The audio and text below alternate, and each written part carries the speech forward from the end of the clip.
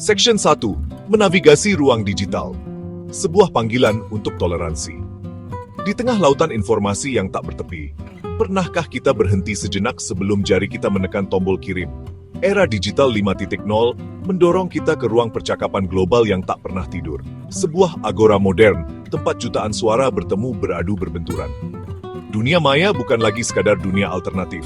Ia adalah perpanjangan dari ruang tamu kita, ruang kelas kita, ruang demokrasi kita. Itulah kenapa kita harus gaungkan toleransi digital. Bawa ke dunia maya. Keramah tamahan, akal sehat, rasa hormat.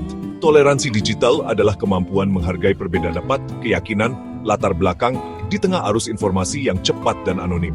Di balik setiap akun dan foto profil, ada manusia dengan perasaan, harapan, hak yang sama. Dalam konteks Indonesia yang beragam, tantangan ini semakin relevan. Bhinneka Tunggal Ika. Bagaimana jadi etos hidup di lini masa, grup diskusi, kolom komentar. Section 2 Pancasila. Sebagai kompas digital kita. Pancasila sering kita bicarakan dalam konteks kenegaraan dan upacara bendera. Namun sesungguhnya, nilai-nilainya adalah kompas moral yang paling relevan untuk menavigasi rimba belantara dunia maya. Sila kedua, kemanusiaan yang adil dan beradab adalah fondasi utama etika digital kita. Sila ini mengingatkan bahwa setiap individu, terlepas dari pandangan politik, suku, atau agamanya, memiliki martabat yang harus dihormati. Ketika kita menulis komentar, membuat unggahan, atau berbagi konten, pertanyaan dasarnya adalah, apakah tindakan ini mencerminkan sikap yang adil dan beradab terhadap sesama manusia? Inilah filter pertama yang harus kita pasang sebelum berinteraksi secara daring. Selanjutnya, sila ketiga.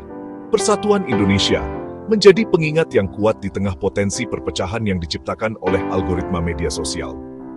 Dunia maya bisa dengan mudah menciptakan gelembung filter atau echo chamber, di mana kita hanya mendengar suara-suara yang sama dengan kita, membuat kita merasa paling benar dan memandang pihak lain sebagai musuh.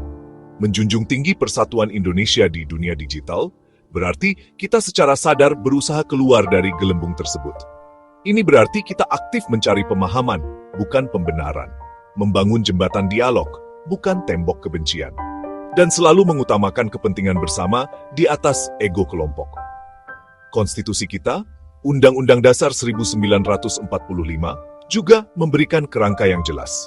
Pasal 28E ayat 3 menjamin kebebasan berpendapat. Namun kebebasan ini tidaklah absolut. Ia diimbangi oleh pasal 28J ayat 2 yang mewajibkan kita menghormati hak asasi manusia orang lain dalam tertib kehidupan bermasyarakat, berbangsa, dan bernegara. Dunia maya adalah bagian dari tertib kehidupan tersebut.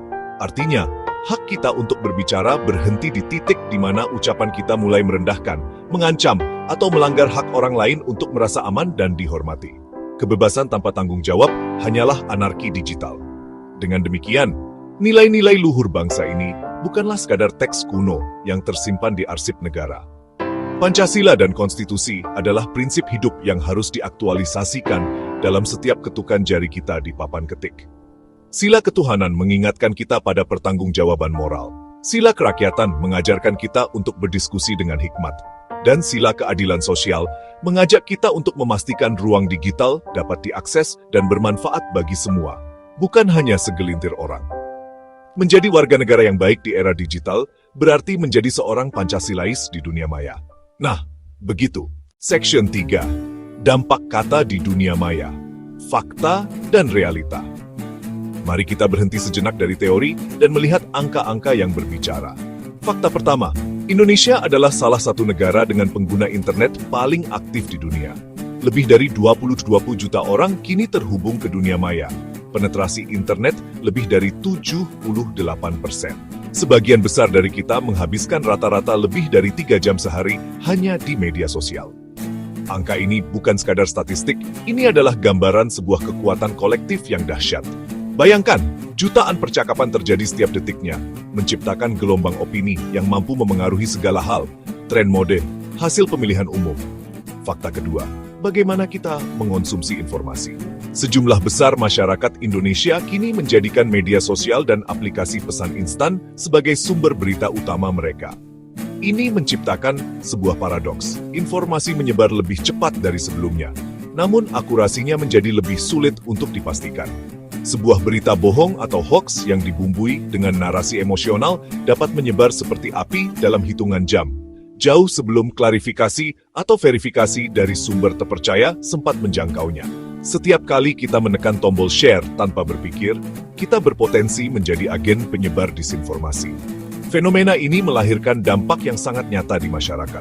Satu komentar bernada kebencian yang dilontarkan secara anonim dapat menyebabkan luka psikologis yang dalam bagi korbannya. Satu unggahan provokatif yang menyinggung isu SARA, suku, agama, ras, antar golongan, dapat memicu ketegangan yang tadinya tidak ada di sebuah komunitas. Kita seringkali lupa bahwa kata-kata yang kita tulis di layar gawai memiliki kekuatan untuk membuat seseorang tersenyum, tetapi juga memiliki kekuatan yang sama besarnya untuk membuat seseorang merasa terisolasi, terintimidasi, bahkan putus asa. Dampak ini nyata dan tidak bisa dianggap remeh. Oleh karena itu, kita harus menyadari bahwa setiap tindakan kita di dunia maya memiliki konsekuensi. Kita bukan lagi sekadar penonton pasif. Kita adalah partisipan aktif dalam sebuah ekosistem informasi yang kompleks. Kata-kata yang kita pilih, tautan yang kita bagikan, diskusi yang kita ikuti, semuanya berkontribusi dalam membentuk karakter ruang digital kita. Apakah kita ingin ruang ini dipenuhi oleh kecurigaan dan permusuhan? Ataukah kita ingin membangunnya menjadi sebuah ruang yang mencerahkan, memberdayakan, mempersatukan? Pilihan itu pada akhirnya ada di tangan kita masing-masing. Begitu. Merawat keberagaman di dunia maya tidak memerlukan keahlian teknis yang rumit. Ia dimulai dari kesadaran dan langkah-langkah sederhana yang bisa kita praktikkan setiap hari. Langkah konkret pertama adalah membudayakan saring sebelum sharing. Saring, ini lebih dari sekadar slogan. Siapa sumber informasi ini? Apakah sumber ini kredibel? Apakah ada media lain yang memberitakan hal yang sama? Jika informasi terasa terlalu provokatif atau terlalu bagus untuk menjadi kenyataan, kemungkinan besar memang demikian. Luangkan waktu 2 menit untuk melakukan pencarian cepat di mesin pencari. Keraguan adalah sahabat terbaik kita dalam melawan hoax. Langkah kedua adalah berpikir sebelum mengetik. Pikir, jeda 5 detik sebelum membalas sebuah komentar yang memancing emosi bisa membuat perbedaan besar. Alih-alih merespons dengan kemarahan atau makian, cobalah untuk memahami sudut pandang orang lain. Gunakan bahasa yang sopan dan fokus pada argumennya, bukan menyerang pribadinya. Jika sebuah diskusi sudah terlalu panas dan tidak lagi produktif, memilih untuk tidak merespons adalah sebuah bentuk kedewasaan. Menjaga kewarasan kita dan menolak untuk terseret ke dalam pusaran kebencian adalah sebuah kemenangan tersendiri. Langkah ketiga adalah dukung konten positif. Dukung, daripada hanya fokus melaporkan konten negatif, mari kita juga aktif memberikan like, komentar positif, membagikan konten-konten yang mendidik, menginspirasi, dan mempromosikan persatuan, menyebarkan ilmu pengetahuan, mempromosikan dialog antar budaya, berbagi kisah-kisah kebaikan. Ketika kita mendukung kreator konten yang melakukan hal ini, kita memberitahu algoritma bahwa inilah konten yang kita inginkan lebih banyak. Tindakan ini membantu menenggelamkan konten negatif dengan gelombang konten positif. Untuk pelajar dan keluarga, langkah-langkah ini bisa dijadikan kegiatan bersama. Orang tua dapat memulai jam diskusi digital mingguan bersama anak-anak, membahas berita atau tren online yang mereka lihat. Bagaimana cara menyikapinya dengan bijak? Di sekolah, guru dapat mengintegrasikan literasi digital ke dalam mata pelajaran apapun. Mengadakan lomba membuat poster anti-hoax, diskusi kelas tentang etika berkomentar di media sosial.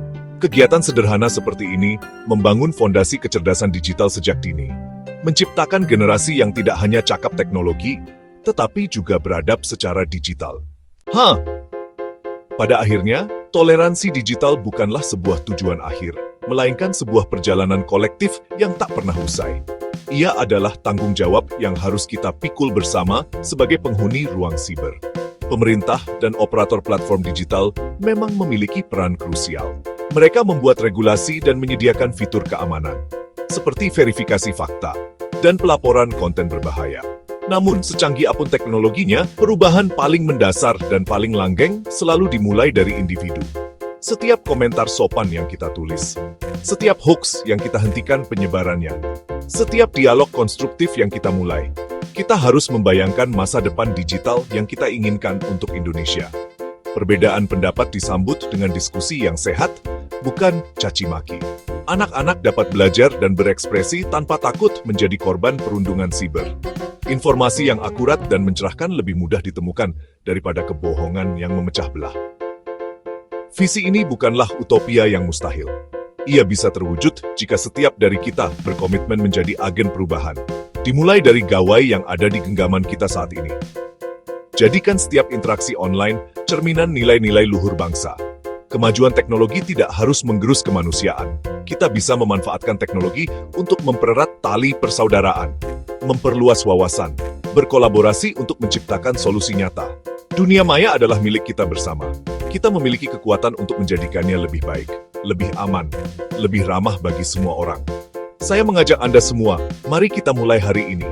Dedikasikan 5 menit setiap kali kita online untuk mempraktikkan toleransi digital. Pikirkan dampaknya sebelum mengetik. Periksa faktanya sebelum membagikan. Hormati setiap manusia di balik layar. Dengan langkah kecil konsisten dari jutaan warga digital Indonesia, kita merawat keberagaman di dunia maya. Kita merajut kembali tenun kebangsaan di era digital 5.0. Mari wujudkan Indonesia yang bersatu, tidak hanya di darat, laut, udara, tetapi juga di dunia maya.